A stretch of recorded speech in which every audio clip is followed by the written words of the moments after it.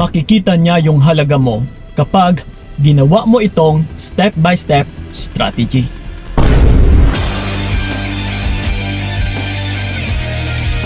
Yes.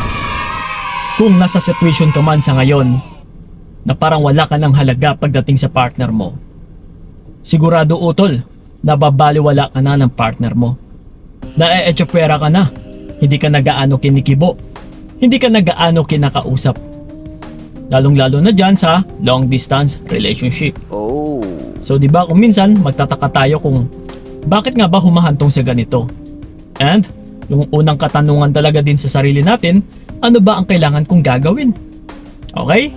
So ito ngayon, para makita din ng partner mo yung halaga mo utol. Kasi for sure, kilalang kilala ka na ng partner mo na minamahal mo siya. Basang-basa na po yan ng partner mo. Sigurado po yan utol, 100%. So that's why isa ito kasi sa nagiging dahilan na kung bakit mas lalo kayong nababaliwala. Kahit pinapakita ninyo yung halaga ninyo sa pamamagitan na ginagawa ninyo yung lahat-lahat, is pagdating sa partner kasi natin ay mawawalan lang ito ng halaga kapag maling trato pa rin yung pinapakita mo. Kapag push and push and push ka pa rin. Kapag nagpapaka-TANGA ka pa rin sa kanya. Yung tipong hindi ka malang marunong umaray, hindi ka malang marunong humindi, hindi ka malang marunong magreklamo. No? Kundi sa pamamagitan ng pag-push and push and push mo ay nagpapahiwatig na po ito na ganito ka lang naman kapatay na patay sa kanya. So talagang mababaliwala ka niya lalo. Okay, so ito ngayon, which is 4 na strategy, step by step utol, sa mga nababaliwala dyan, no, sa mga iniiwan or sa mga naiwan na, and sa mga kagaya ngayon, no, nagmumukmok kasi na-echopera na ng mga partner nila. So ano nga ba yung una or yung dapat nating gagawin? Okay, so unang hakbang utol ay ito po yung sabihin mo sa kanya.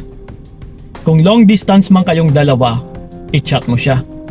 Kung magkasama man kayong dalawa, dapat isa sa inyo ay umiwas. Siya yung papaalisin mo or ikaw yung aalis.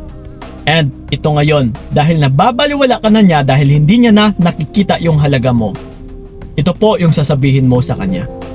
Kailangan ay matigas yung puso mo dito. Dapat meron kang isang salita na kailangan mo rin itong panindigan. Walang iba, ito po yung sasabihin mo. Pinapalaya na kita. Mahal ko ang aking sarili. Okay, hanggang dyan lang po utol ha. Huwag na po ninyong dagdagan.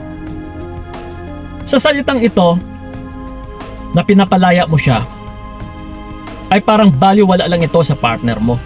Andito na naman tayo, paulit-ulit lang ito. Yes, lalong-lalo na kapag palagi mo itong sinasabi or binibigkas sa kanya. So mawawala or wala na po itong bisa pagdating sa partner mo. Pero kapag may karugtong ito na gusto kong mahalin yung sarili ko or mahal ko yung sarili ko, talagang mabibigyan po siya dyan ng question mark. Uy, teka lang. Ano kaya yung iniisip ng taong ito? Okay. So pero ito nga mga utol, hindi lang dapat tayo hanggang sa salita. Kailangan din natin itong panindigan, like I said kanina. Dahil ito po yung kasunod nating hakbang. Yung pangalawa natin walang iba kundi once na sinabi mo na yon sa partner mo na pinapalaya na kita, mag 5 days restriction ka sa kanya. Kumbaga pa, i-restrict mo siya. Lalong-lalo na sa Facebook, di ba? Kailangan mo siyang i-restrict utol, no, para kahit masisilip mo yung kanyang messages ay hindi niya ito makikita na sinisin niya. Kumbaga pa, nagpapahiwatig ito na wala na rin tayong pakialam sa kanya. Okay, so that's why kailangan mo siyang i-restrict. Dahil ito pa po yung kasunod nating hakbang. Yung pangatlo is after ng 5 days, kasi 5 days yung sinabi ko kanina na i-restrict natin siya, i-unrestrict natin siya, and i-sin zone mo siya utol. Kumbaga pa, sin mode lang muna. no? Isin lang po natin. Kasi once na sinisinan natin yung message nito, mabibigyan pa rin siya ng question mark sa kanyang isipan. Curiosity po yung tawag dyan. So that's why ngayon, dahil sa kanyang curiosity, ay mas lalo pa itong mag-iisip ng mag-iisip. Uy, teka lang, ano ba yung meron? Bakit nababaliwala na rin ako ng taong ito? Bakit sinzone na nga ako? No, bakit hanggang pagbabasa na lang, wala man lang reply? And kung kahit ano pa yung sinasabi niya dyan sa'yo utol or messages na nabasa mo, huwag na huwag ka talagang magpa-apekto. Okay? Isin mo pa rin. No, tignan mo lang. Pero, take note ha, after 5 days. No, after mong pag-restrict sa kanya. 5 days muna natin siyang i-restrict. After mong sinabi na pinalaya na kita or pinapalaya na kita, mahal ko yung sarili ko. Kailangan na natin itong panindigan. Step backward, i-restrict yung taong ito sa loob ng 5 days and mag-no contact na tayo. Huwag na natin siyang kibuin, huwag na natin siyang i-contact or huwag na rin natin siyang i-reach out. No? And then kasi ito pa yung panghuli natin utol. Dito kung minsan na sumasabla yung karamihan sa pang-e-stalk. No? Kasi kailangan natin is huwag na tayong mang-e-stalk din. Hayaan lang po natin siya na mag-isip na mag-isip. Kasi ito mga utol, itatanong ko sa inyo. Sino ba ngayon yung nababahala kapag panay palaging nang e-stalk sa social media account ng mga partner nila? Kasi kung ikaw ito yung panay ng e-stalk sa account ng partner mo, ikaw ngayon ito yung mas lalong nababahala. Mas ikaw yung magiging talo dito.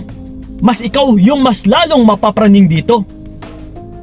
So instead or imbis na ikaw yung magkakaganito, bakit hindi natin pwedeng gawin na siya dapat yung magkakaganito sa'yo? Mag-iisip ng mag-iisip. No, yung tipong mapapraning din siya. Kasi wala siyang nababalitaan sa'yo eh. So that's why, hayaan mo siya na siya ito yung mang-e-stalk sa'yo. Pero, dapat ikaw is huwag ka na talagang mang-stalk. Kasi ito mga utol, once na hinahayaan lang natin sila na naku-curious ay, dito na po nila padahan-dahan na maiisip or makikita yung halaga ninyo. So that's why, pagdating ng panahon, maghahabol at saka maghahabol pa ito sa'yo. No? Siya pa ito yung lalapit, siya pa ito yung magmamakaawa. So ayaw mo ba nun? So simple as, yun lang po yung 4 na bagay, no, step by step na dapat ninyong gagawin. Ang kalimang step utol ay kayo na po yung bahala. Pero, huling advice ko lang sa inyo, pag-isipan nyo naman ng mabuti bago nyo tanggapin ulit yung taong ito. Okay? Kung ayaw mong, masaktan pa ulit. So yun po mga utol, sana'y nakatulong yung video na ito. Maraming salamat. So ingat kayo. God bless and babush!